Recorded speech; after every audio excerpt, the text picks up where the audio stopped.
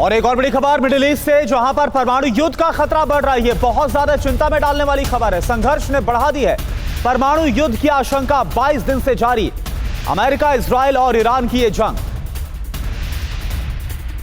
Israel में police station पर बड़ा हमला हुआ है। हमले में कई पुलिसकर्मियों की मौत की खबर। ईरान ने मिसाइल से अटैक किया। यहां पर मौके पर रेस्क्यू ऑपरेशन जारी। ये तस्वीर आपको दिखा रहे हैं। पुलिस स्टेशन पर बड़ा अटैक हुआ, जिसके बाद कई पुलिसकर्मियों की मौत। और एक और बड़ी खबर तेहरान से, जहां पर अमेरिका और इजराइल ने बमबारी की है। ताजा बमबारी है ये। तेहरान के अलग अलग इलाकों में धमाके सुने गए हैं। ये देखिए, हमले के बाद मच गई अफरा तफरी।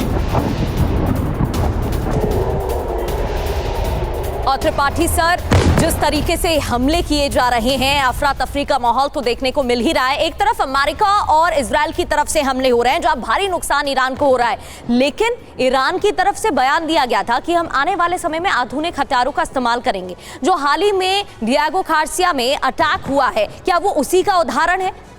नहीं, बिल्कुल। आप देखिए, ये चुन करके हमले हो रहे हैं, सटीक हमले हो रहे हैं। हाँ, कुछ जगहों पर अलग है, लेकिन अभी खास करके ईरान जो अपने ये क्लस्टर बॉम्बेट्स यूज़ कर रहा है, खास करके सेजल और खुरामशहर मिसाइलों के साथ, ये जो है इनमें आप देखिए 10 से लेकर के 24 तक क्लस्टर बॉम्बलेट्स हो सकते हैं, जिसमें 5 केजी से लेकर के 20 से लेकर के 40 केजी तक का वॉरहेड इस्तेमाल हो सकता है। और वो जब जाके फैलते हैं तो हर एक को इंटरसेप्ट करना बहुत मुश्किल होता है। तो इस वजह से डैमेजेस दिखाई पड़ रहे हैं। और ख़ास करके जो रिफाइनरीज हैं, बेसेस हैं, उन पर इतने बॉम्बलेट्स अगर जाएंगे तो ज़रूर कुछ ना कुछ नुकसान होगा। तो ये जो चीज़ हो रही है अभी, वो इजराइल कर रहा है। प्लस इसके साथ मैं ऐड करना चाहूंगा, बिल्कुल सर, जो आपने डिएगो गार्सिया का बताया, ठीक है। आप सोचिए 4000 किलोमीटर पर वो फायर किया। हाँ, 2 मिसाइलें, हालांकि डैमेज नहीं हुई। हाँ, लेकिन इसका लेकिन सर ये एक बात जरूर है कि ईरान ने बता दिया है अमेरिका को कि वो कहीं तक जाकर भी उसकी जो पहुंच है वो बहुत दूर तक है। और अमेरिका को एक तरह से वार्निंग, अटैक किया गया। एक और बड़ी खबर आई, IRGC की ट्रंप और नेतन्याहू को चेतावनी। सद्दाम हुसैन जैसा होगा दोनों का हश्र।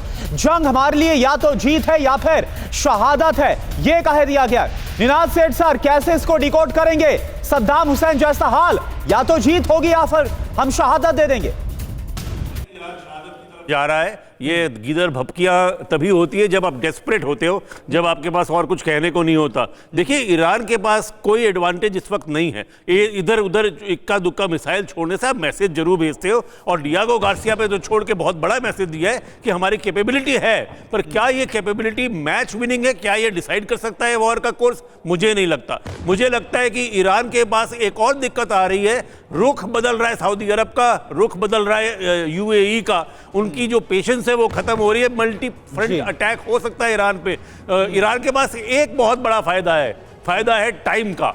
अगर वो थोड़ा सा भी, अगर अप्रैल के एंड तक भी लड़ते हैं, तो मेरे को लगता है कि अमेरिका पे ठीक है।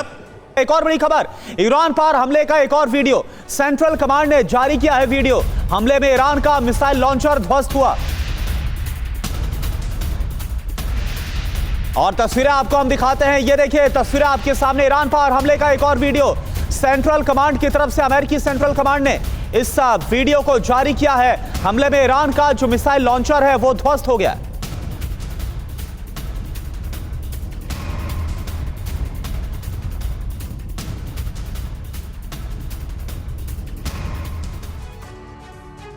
तो ईरान के हमलों की 70वीं लहर की शुरुआत और किस तरीके से हमले हो रहे हैं वो तस्वीरें हमने आपको दिखाई। इजराइल US की तरफ से भी ऑपरेशन जारी है। हमारे साथ खास मेहमान जुड़े, आप सभी का बहुत बहुत शुक्रिया।